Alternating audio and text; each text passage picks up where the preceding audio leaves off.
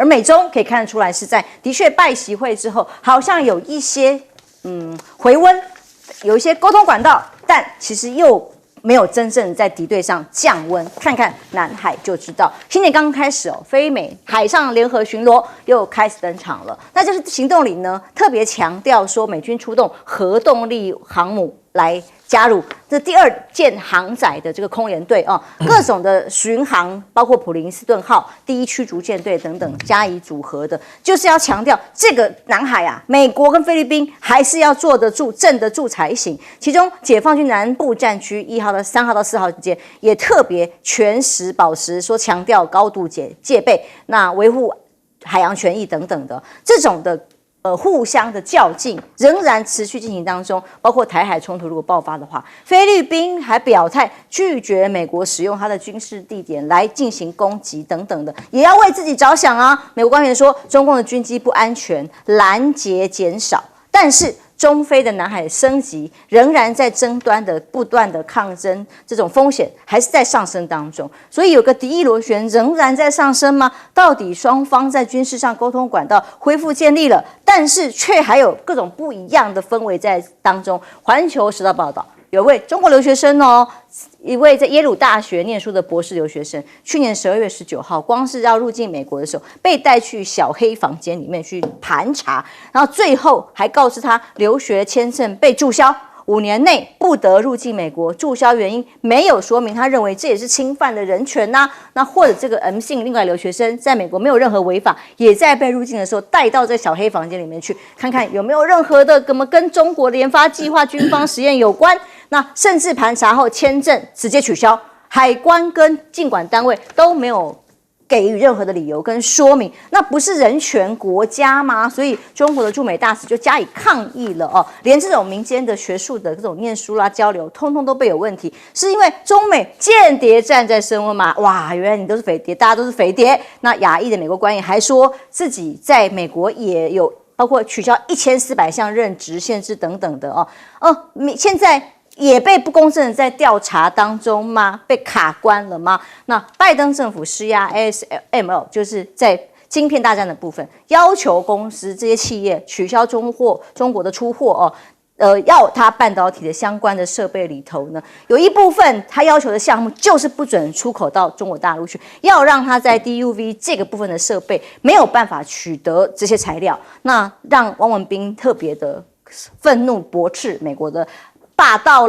霸凌在晶片战争看起来还没有趋缓，而美国本身因为美债上升，拜登内政有很多大的危机在，所以公共债务已经突破到多少钱了？34兆美元，国会还要再进行一场国会大战，上次趋缓，好不容易换了议长等等，拖了一阵子的所谓的预算，现在美国财政部的报告指出，联邦的举债又突破了更个新高，马上国会又要上演另一场战争，所以美国联邦预算的问责责任会主席就说了34兆美元对于联邦债务是一个真正很让人沮丧的成绩，一个负债累累的政府，归咎其原因呢是政治领袖不愿意做出艰难的财政选择，所以美中对抗要想要围堵的中国，却让美国本身自己的债务跟经济状况越来越糟吗？而拜登跟川普是不是在恐吓选民？到了选举好像都是这样了现在川普的这个民调数字一再的超越拜登，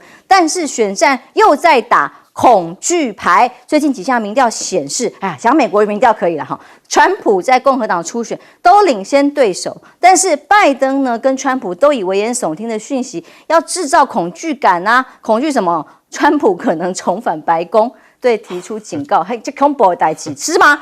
如果川普回到白宫，会对于美国或者国际的关系引起很大的这个恐惧吗？政治学者也说，11月大选不管是谁胜出，全国有一半的民众会深信国家已经完蛋，美国价值将要毁于一旦，这是在很多的媒体的民调数字里面有所呈现。亮哥，我们来看看在中美关系里头，南海还有晶片的战争，看起来现在还是持续的在对抗当中。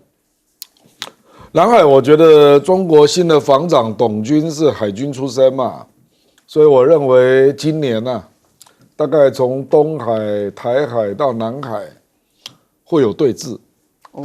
我认为他会去挑战美国的自由航行因为中国大陆大概空军已经画了红线，那接下来我认为他会在海军画红线，那当然如果是赖清德当选啊，那他可能安全带要绑紧一点了我认为24海里的临街海域会被挑战，这个恐怕是台湾要面对的问题了那另外那个间谍战，我觉得这个没有办法啦，因为美国就是因为他在中国大陆的那个部件全部被灭了嘛，所以坦白说，他对中国这些留学生的情资的掌握也不一定能够100%。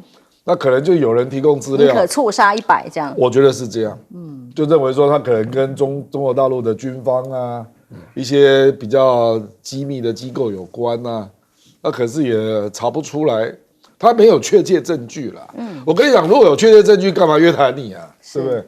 通常如果确切证据就直接抓你了不是吗？他就是有点灰色，半信半疑，查不到，那干脆不要让你来这样，又不想让你入境，就把你 F1 的签证给你取消掉这样这个现象我认为还在恶化中，因为你可以看到 ASML 荷兰受迫于压力，那对几款就不能出口了嘛。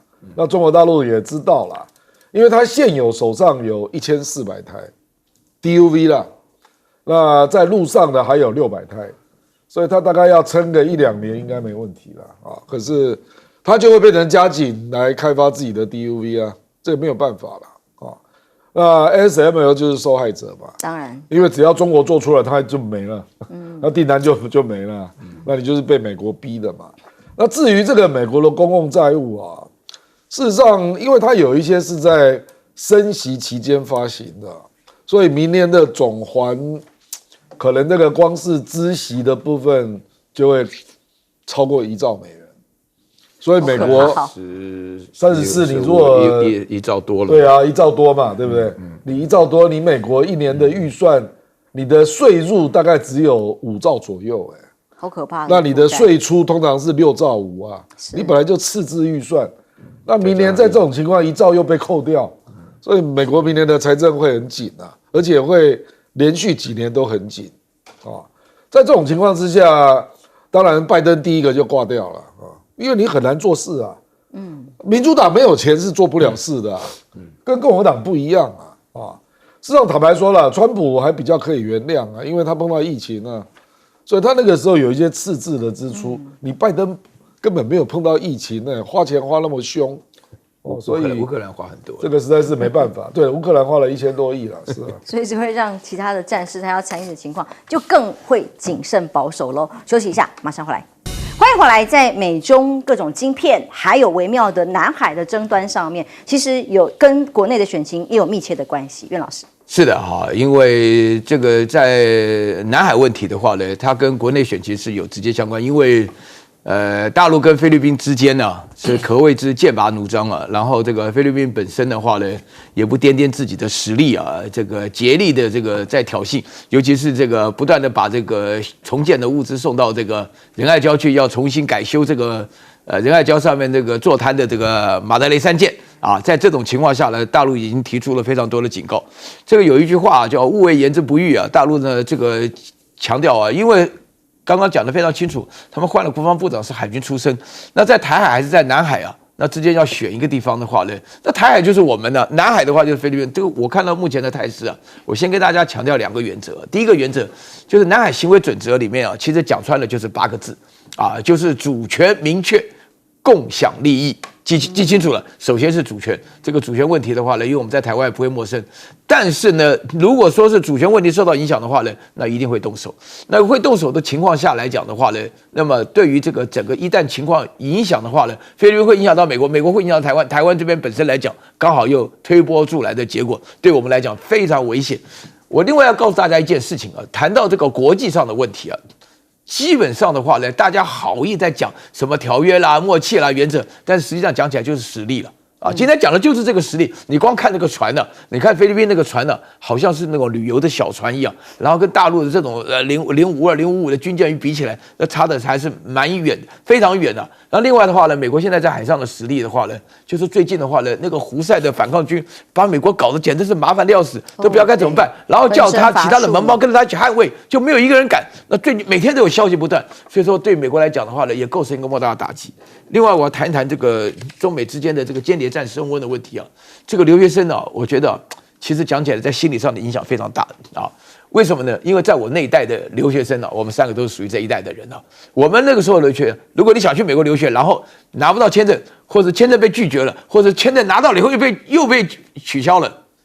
真的是跟生死交关一样，世界末日一样啊！当然了，不是开玩笑的。我自己就记了好多学长什么的话，他们讲到这事情，然后就非常消沉了啊。因为呢，我觉得要注意这种问题。但是美国实际上啊，美国有一种特别的情况，就是说他怀疑你的时候啊，不知道大家记不记得，在20大战期间的时候，管你是不是美国人，只要是长得日本人一样，通通关起来。对。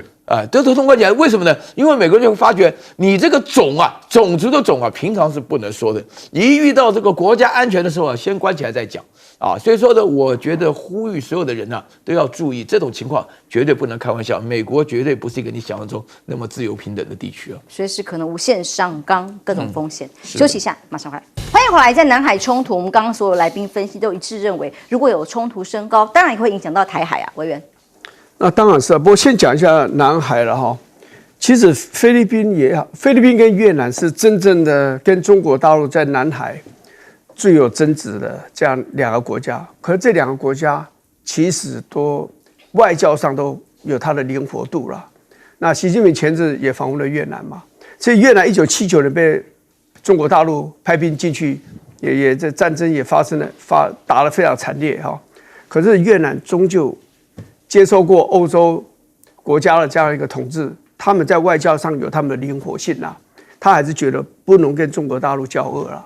啊，那至于菲律宾呢，他现在讲出来了，我虽然跟中国大陆搞得很不好，但是如果作战的话，战争爆发，台湾被攻击了，美军不可以使用我的军事基地，他避免跟中国大陆对峙嘛。其实菲律宾心里有点虚虚的。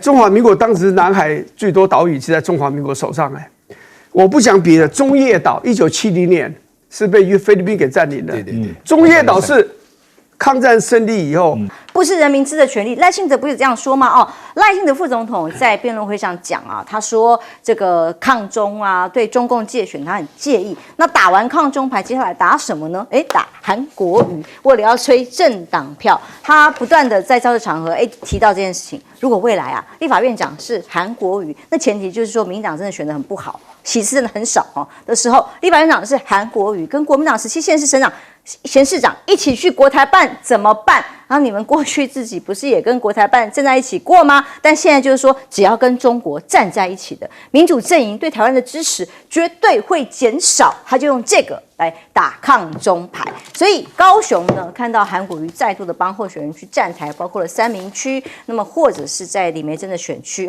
各种扫街的画面那韩国瑜的人气到目前为止在这里还是很有影响力。如果他是复数的话那个男人扫街，对方还把这个4个罢韩有的有预算的啦，有的各种的升官的啦，这几个人现在呢说要韩流克星要来尬场，但问题是，的确明星又是怎么想？这个才是重点那高雄的立委政见里头也要拉韩国瑜，许志杰他就说要跟韩国瑜辩论但真的吗？他是认真的吗？问题是他说是不满中正义对手看板称凤山三井是韩国瑜招商，其实就是事实而已，有没有提出来中义重有没有提出来？是不是在任内完成？就可以了。那喊辩论不知道他的想法是什么，当然也是要蹭韩咯。所以绿营狂打韩国瑜，希望把他这个仇恨值拉高。那么白呢，也要拉韩粉的选票吗？柯文哲再一次谈到了韩国瑜，他说如果国民党继续打民众党，选后还要我们支持吗？黄国昌、陈昭姿不同意。支持谁？支持韩国瑜选立法院长哦，不能把我出来打一顿啊，然后叫我投给你啊，等等的哦。所以意思就是说，他跟韩国瑜的关系，他一再的提及。他说韩国瑜没有什么意识形态，做立法院长也很好，有吵架就找他，他负责敲锤才是真正的中立。可是他同时蓝绿都批啊，那甚至酸侯友宜总动员哦。柯文哲说会来我这的都高级知识分子，高知识分子。他说韩粉啊、柯粉啊、郭粉啊，那国民党新北市造势2000辆游览车啦，我们没有啦，所以我们来参加活动的都是比较高的知识分子。其实像比方说韩粉好了，它是一个跨阶级的，相对的更多的庶民，不是吗？来听听这段谈话。昨天好像国民党在哪里办造势？新北市。游览车是2000辆，太离谱啦！没有像国民党、民进党花这么多钱在搞你的，到现在我们民调也没有输他，是会来参加的大部分都是比较高知识分子。如果当选了，赵少康强调他喊柯文哲，可以一起来推荐阁揆。那么这件事情，柯文哲却说这是计算权谋啦。当然他释出的善意是指说，不管各部会首长啦、联合内阁都可以讨论。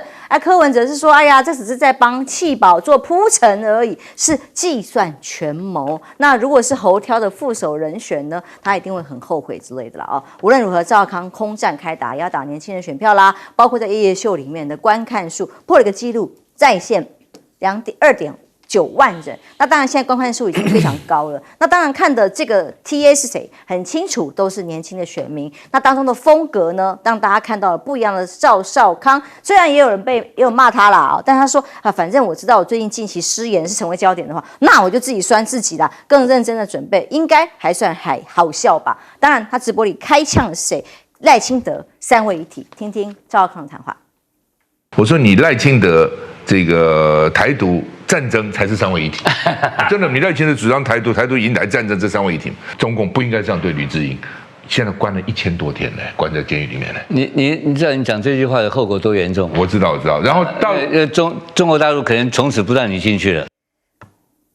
那吴子嘉讲的嘛，就是说这个反共的招牌跟抗中，那这种要被贴红标签，到底孰轻孰重？亮哥当然到现在不管是打韩国瑜啊，打抗中啊，民进党的策略是一样的，永远都是往红标签这里来走。你不觉得赖清德最近那个脸色很不好吗？就觉得好像一副好像抓不出别的议题可以打啦。我今天直播我就说赖清德未来9天你听到的只有8个字啦。抗中保台，中国介选，中国介选，抗中保台，讲来讲去都是这些翻来覆去如此。因为他没有政绩可以讲嘛，然后也不敢提出太突破性的政见，怕得罪蔡英文嘛。他事实上最突破性的政见就是把高端的真相公布嘛，因为跟他真的没有关系啊。这个我觉得你真的要去扯说韩国瑜会带17个县市长去访问大陆，你到底在说什么？真的，我坦白说王金平还没有以院长的身份去大陆呢，你以为那么容易啊？他对大陆真的是毫无了解。那意思是说，民进党执政县市也不用去大陆，是不是？民进党执政县市上也有去大陆的啊，是啊，人家在推广自己的农产品，包括陈菊过去，是啊。那你到底在讲什么？你的意思是说，你永远都不要去，所以别人也不要去？那你不是要喝珍珠奶茶、吃饭吗？都不用去了。他知道他办不了嘛，所以他不能去，他索性也不让别人去嘛，是这个意思吗？因为那个时候他去上海，他就是最后一个去的，那他颇以此自豪啊。而且他去呢，是去参加陈澄波的画展。陈澄波那个时候他的画作在香港已经拍卖到最高价了啊，所以是那个画展那个团体邀请他去的，那上海就允许他入境啊，所以他很自豪啊，说：“我不是城市交流，不是哦。”真奇怪城市交流有这么了不起啊？台北市从这个马英九一路到柯文哲，双城论坛啊。双重被他们贴红标签多严重啊！我跟你讲啊，郑文灿当桃园县长，那个时候还想跟重庆对接，那个时候啊，我跟你讲啊，郑文灿也是比较务实啦。我的意思就是说，就只有你赖清德会把这个当做一回事啊，因为你就整天这个杯弓蛇影、草木皆兵嘛，整天到晚在担心中国介选嘛。事实上，法务部公布资料，到目前查到了介选案件总共82件，请问能影响多少选票？还每天都拿在嘴巴里面讲，你丢不丢脸啊？而且我跟你讲啊，他这个东西，赵少康去查台北市那41个里长被查介选，竟然最早的是6月去大陆，去年6月。去年呢，就去年6月，然后他去了大陆，因为有落地接待嘛，那落地接待之后你就中了，你回来之后不能做选罢法规定的所有助选动作，你只要做助选动作，你就可能有事。按照反渗透法，可以判3年到5年。用这样在搞人家，你丢不丢脸啊？那不然你会索性就提早宣布啊？你去年1月就应该宣布啊，说今年你们最好不要去追受落地接待，不然可能会卡到反渗透法哦。请问法务部有做这种教育吗？陆委会有做这种教育吗？都没有这个落地接待已经20几年了，那你不特别提醒人家说，今年反渗透法实施第1年哦，你可能会被卡到哦，回来之后你所有助选动作都不能做，你做了就处罚，而且专门抓国民党的庄脚。所以你看到嘉义也中啊，翁从军的志工也中啊，苗栗今天也有啊，苗栗也中啊，基隆也中啊。那中了之后回来，那个里长就不知道怎么办啊，他不能站台啊，不能插旗啊，不能贴看板啊，你怎么知道你会不会被抓？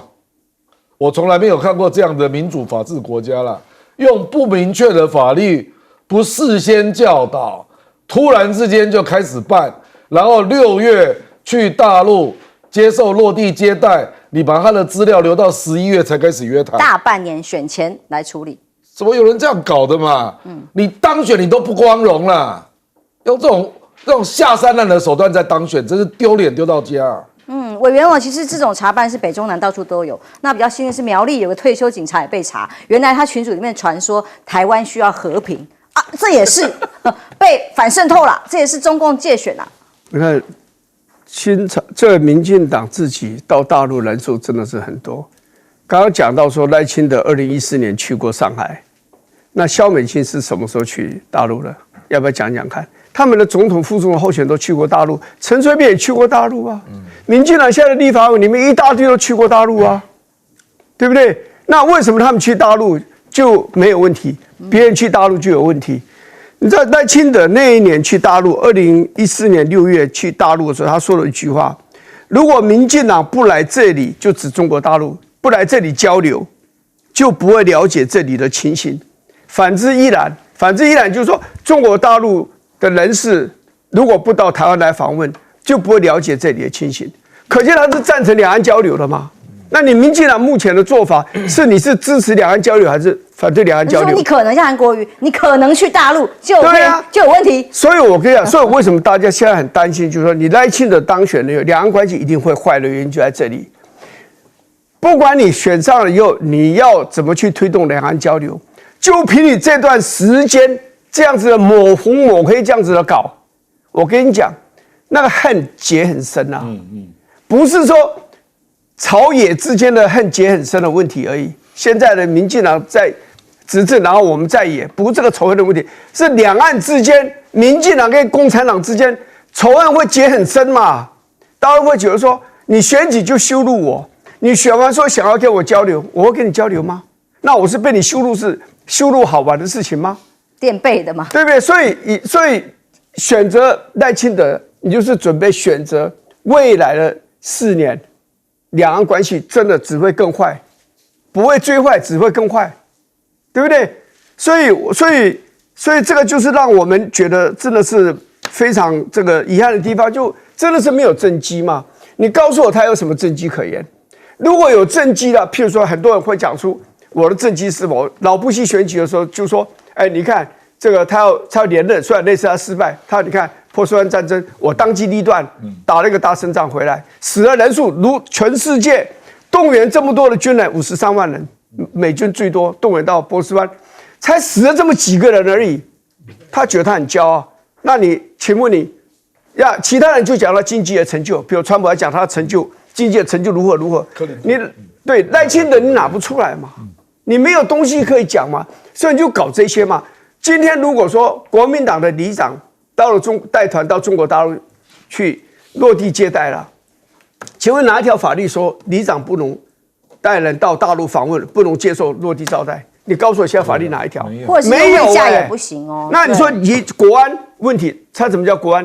譬如他去的时候，他们难免会吃饭喝酒啊，里长就跟他们理明，就说，这次选举你要支持某某人哦。那我觉得讲那种话，我都觉得那都没有什么的，嘴巴长在他脸上。他如果说你要投某某人，因为我会拿红包给你，或者说因为我已经给你钱了，那如果是这样，这当然就是贿选。这跟国安有什么关系呢？你告诉我，这个法跟贿选不一样啊，他就用这个来主观犯意来认定你。所以就是说，大家要看清楚了，真的，蔡英文讲说，我们不是一个正常的国家。民进党执政8年下来，我只有同意蔡英文讲过一句话：台湾不是一个正常的国家，就是你民进党造成的。一个民主国家不会这样随时陷路人于罪，不可能这样子的。是。岳老师因为柯文哲讲了一句说他的支持者都高知识分子，我想说岳老师应该会有对这个有意见吧？这个柯文哲讲这句话的话，他有一个真相了，就是说，柯文哲在高知识分子当中，高知识分子尤其是离他越近的人，对他的印象好像并没有他想象那么好了啊。因为柯文哲本身来讲的话呢，他自己做事情是挺有魄力的，但是讲话常常喜欢讲错话、乱讲话嘛。那当然的话呢，就是，然后另外的话呢，这个高知识分子这个讲法，就他的支持者就是高知识分子，我觉得这个名词来讲有点宽松了，因为他这个又没有什么任何的限制，又没有去检查你的哪里毕业的，然后去参加什么他的这个造势晚会嘛，所以说这个柯文哲基本上的话，他是随便说一说了，就是听一听就可以了。但是底下的人当然很高兴了，因为你被别人当成高知识分子，当然是很高兴的。这个的确会说明这个在这个选举当中的话呢，柯文哲多少还说出一点让人高兴的东西，不像那个赖清德，你知道吗？他根本就是讲不出什么东西来啊！我就是顺着这个亮哥讲的那8个字啊，对不对？就是抗中保台啊，中共介选这8个字当中的话呢，就非常非常的莫名其妙。首先的话呢，我必须先强调啊，这个你想要对抗大陆，你就不要保护台湾。你想要保护台湾，你就不要对抗大陆，这个之间的逻辑是顺的。你抗中保台放在一起是矛盾的，你知道吗？为什么？因为为什么有很多人会认为这次的选举的过程是一个战争与和平的选择？实际上的话呢，情况的确是这个样子。这不是我讲的，这葛莱仪他们代表人在那个外交事务里面发表了文章，还有这个国际危机组织里面，他们也强调了这个观念，对不对啊？所以说呢，那中共介选呢，我觉得这个问题啊，就有3方面的这个严重的问题，必须要坦白强调。首先，第一个的话呢，你任何的法律，你本身来讲的话呢，不知者不罪嘛。你自己作为这个领导的政府，你当中有这个义务要告诉人家什么可以不可以嘛，对不对？现在台湾人去大陆很方便的，对不对？那你这个话呢，突然又隔了个半年，然后要办人家事情，你这个明显有目的嘛，罗织入狱啊，你懂不懂？然后第二点的话呢，基本上的话，你自己也心里非常奇怪，你不是处处都听美国吗？从去年6月份开始，美国所有的大官都到大陆了，通通都是中共介选吗？啊，你难道没有想过这个问题吗？那么难道因为跟大陆之间的往来，大家见面3分情，有事情好谈？这个实际上包含赖清德本人不例外啊，对不对？所有的这个民进党官员的话，提到大陆，每个人都会比较自己跟大陆多熟。还有另外的话呢，我觉得呢，整体来讲，你这样搞下去，真的会让共产党非常讨厌民进党。那之间的话呢，这个梁子可结深了，我告诉你。所以两岸未来有可能在更多的和平的交流呢，当然就看这次选战咯，结论会怎么样？观众平安，欢迎收看 TBS 新闻大白话，我是王浅秋。这节国内及国际议题的来宾，还有包括选战马上要逼近的议题，马上邀请的是耶鲁政治学博士郭正亮，亮哥。大家平安。台大哲学系，每次都要念政治系，哲学系教授苑举正老师。浅秋好，各位观众朋友大家好。国际战略学者林玉芳。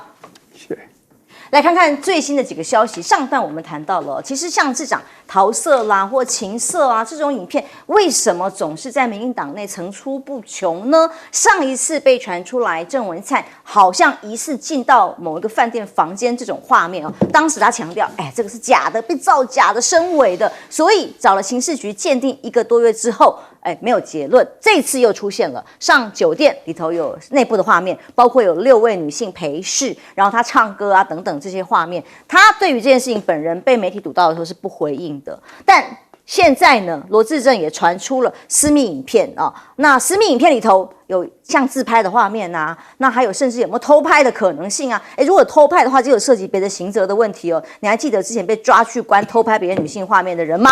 那所以今天就有媒体问说，请问赖副总统昨天定调罗志正这种影片是中国介选，那调查局什么时候召开罗志正遭中共深委的影片介选的破案记者会呢？那回答说案件还在侦查当中，又是中共介选吗？影片都是深委吗？那不是可以鉴定调查之后就知道到底是不是本人，还是用这种方式就可以规避掉大家的追查吗？那赖清德有私生子这种消息，赖进办今天跑去提告，告发的是谁？谢龙介还有邱毅，说民进党高层呛啊，这个是无中生有的假消息、假故事。那民党内高层还有人说，如果邱毅说谁有私生子的话，他大概欠媒体10个私生子啊。2个人都回应了，邱毅回答说这叫做此地无银300两，心虚，他还没说什么呢。那谢龙介是回说，当年在议会质询的时候也问过赖清德这个问题啊，那是公开问的好吗？赖清德回答这跟市政无关，但董念台因为这个事情，脸书还被封锁，发出了简讯去爆料，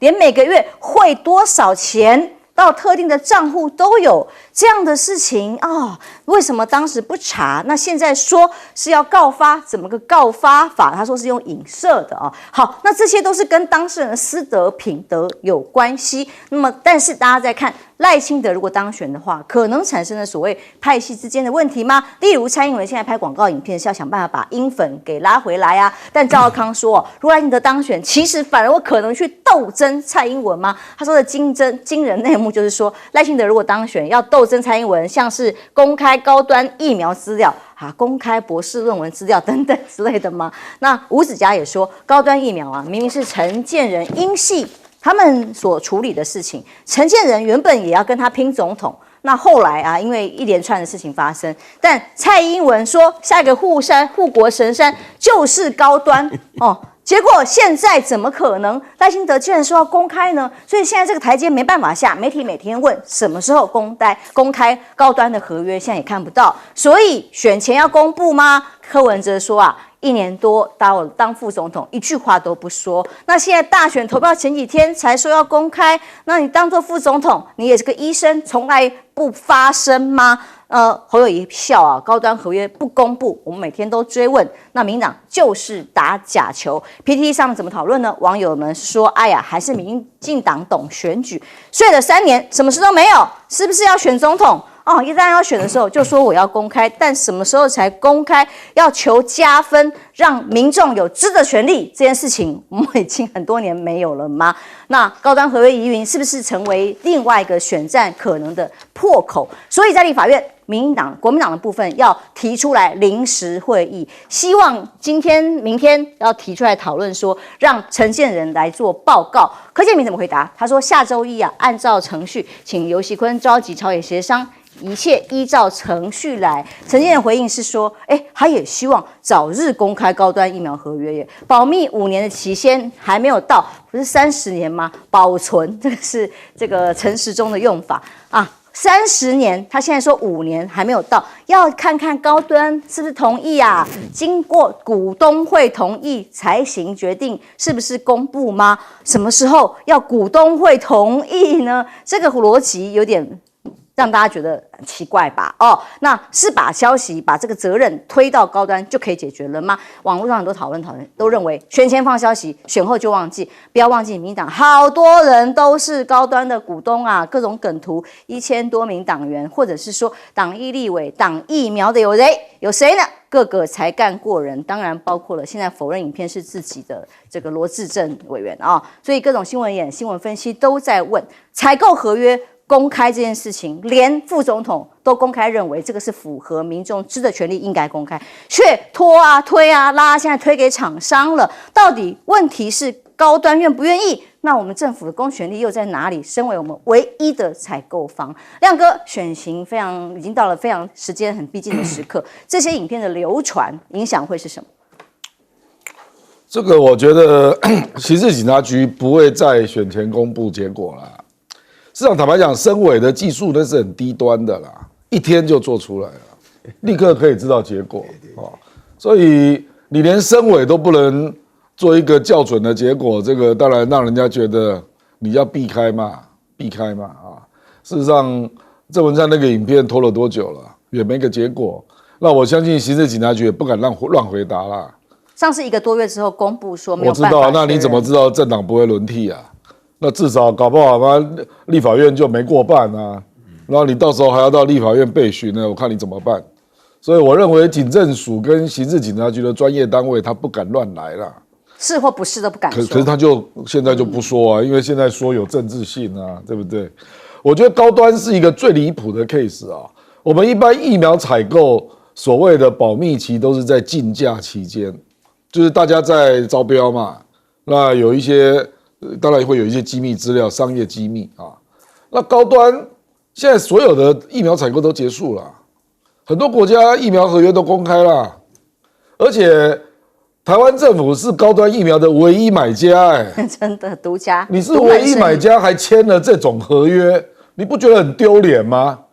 还要高端股东会同意你才能公开，你签这个是什么鸟约啊？怎么可能这样呢？你如果说在疫苗采购的竞价期间予以保密，这可以理解。现在都完全结束了，你还不能公开，还要高端的董事会、股东大会通过啊？好大，为什么？你陈建不应该不是陈建仁，陈时中啊，陈时中你这是签什么鸟约啊？怎么可能签了这么不平等的条约呢？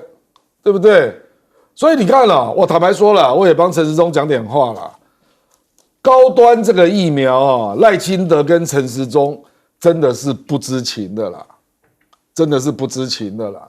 整个过程知情的蔡英文、陈建仁，你们都是知情者啊。拍板上面拍板，所以你看嘛，在第一时间都说可以公开啊。赖清德还说这个符合社会正义耶，因为他很无辜啊。赖清德本来是要打联雅的，你知不知道？连联雅都不给他打，你一定要给我打高端，对不对？后来连联雅也没过啊，不然本来排定的是蔡英文打高端，赖清德打联雅，结果赖清德连联雅都打不到啊，你知道吗？没有拿到 EUA。所以这件事情，坦白说，赖清德真的从头到尾他没有参与了，陈时中也没有参与了可是只是背书而已啊。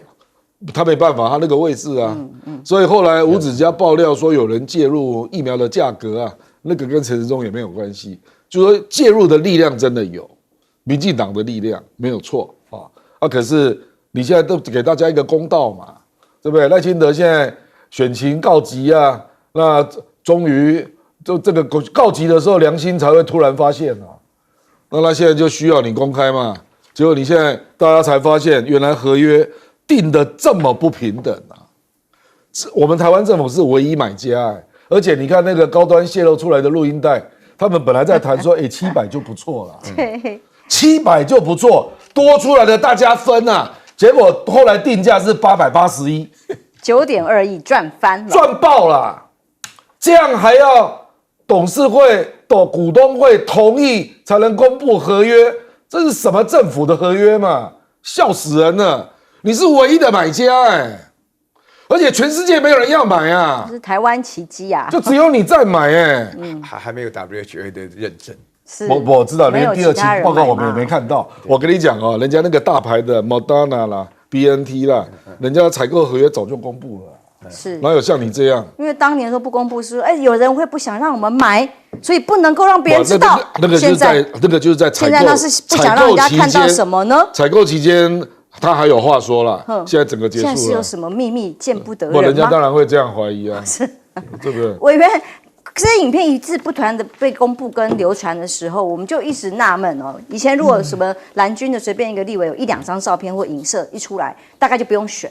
可是，在民党好像都没问题，再深入的影片都没关系吗？我是觉得比较奇怪，就是说赖清德认为他自己是没有这些事情的话，那当年这个台南市议员洪玉凤在质询他的时候都讲啊，是每个月什么12万啊，给12万什么，讲了一大堆。特定的户头，那你其实这个质询完毕就应该去告他了，对不对？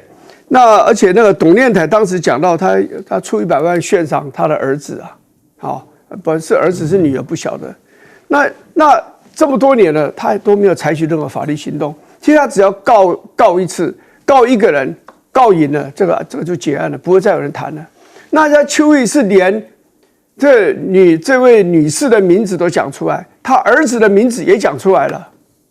哦，那这个时候他因为是选举啦，所以他大概不能不告。如果没有选举，他大概也就是拖过去了啦。所以今天事情会搞成这个样子，当然就是说赖清德的态度一直没有非常的坚决啊，非常的笃定，然后呢去采取法律行动去渡悠悠之中口嘛，他没有这样做嘛，所以这个谣言才是一直滚嘛。所以究竟是真的还是假的？你现在在社会上去问来讲，而且那民众的答复大概赖清德本人大家都会吓一大跳，因为人家有名有姓的。妈妈的名字也讲了，女孩子这个儿子的名字也讲出来了。这个我就私下听过，节目上没听过，他公开讲过呀。对啊，你都讲出来，那这个其实是很简单，知道？民进党就去找出这2个母子出来，因为他名字都有了嘛，你找出来，让人家去开个记者会，说根本没有这回事，所以我们就要控告。我认为，如果这个母子根本不是邱毅手指的，那他们一定会觉得非常的冤枉，跟非常的生气。他们不管民进党有没有去找他们，我认为这种诽谤人家的名誉，而且这个是非常严重的指控，不可能不出来开记者会，或者是直接法律去告的嘛。所以最应该去告的人，除了赖清德以外，是这一对母子。如果邱毅讲的是对的，像是周玉蔻的事件一样，假设是对的啦，因为我不知道是对是错，只是说很奇怪，从董念台到台南市议员洪玉凤，而且他还是在市议会质询赖清德的，然后到现在邱毅，这整个的事情呢，越搞得好像有点越来越清楚，越来越像是真的一样。那这个事情，当然有人会说这是私人的事情，其实大家可以不需要去管，这是私德的问题。我们不是法国，法国可能就不会管，法国真的不会管。你看法国历任的这个总统里面，很多都是有女朋友的啦，是不是？那可是现在你在台湾，社会大众可不可以接受？你就要问社会大众了。第二个。总统的事就是国家的事了，国家的事就是大事啊。百姓怀疑，百姓觉得心里怪怪的事，在这个开放的社会里面，就应该把它理清了，诚实面对就对了。只是说这个事情传了那么久啊，为什么不早点采取法律行动？那而且最重要就是说，那选完了以后呢，这个事情怎么样？最后选完是不是这个事情就不见了？会不会这样子？那这个就是好像昼伏夜出。没有选举的时候就在底下，选举的时候又冒上来，那这个就是不好了。我认为还是要讲清楚了。所以，如果是当事人是被冤枉，理论上应该选前就赶快希望相关单位鉴定出来，证明是假的嘛。而且这个鉴定的，比如说刚刚讲的那个照片的是不是深伪哈？这个不是很难的。而且我跟你讲我不相信政府敢去作假，你知道为什么？因为你这个可以委托民间去鉴定，不是只有你政府，没有错。现在这个当事人如果觉得说，你说我是深伪的，对不对？好，我就找民间找个3家、4家、5家鉴定，可以甚至送国外。正常是要赶快有结论，甚至可以送国外啊。是你去鉴定的结果，如果是真的，你政府说是假的，所以我告诉你，目前检证单位能够拖多久就拖多久，他不敢讲嘛。如果他是事实，他更不能讲。